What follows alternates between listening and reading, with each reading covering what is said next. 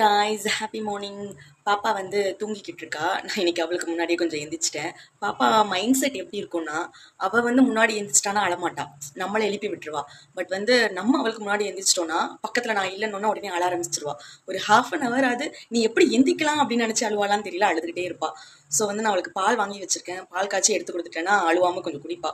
அதனால் முன்னாடியே அவளுக்கு ப்ரிப்பேர் பண்ணி பாட்டில் எடுத்து வைக்க போகிறேன். பாப்பா எந்திரிச்சு வந்துட்டா. பாப்பா குட் மார்னிங்.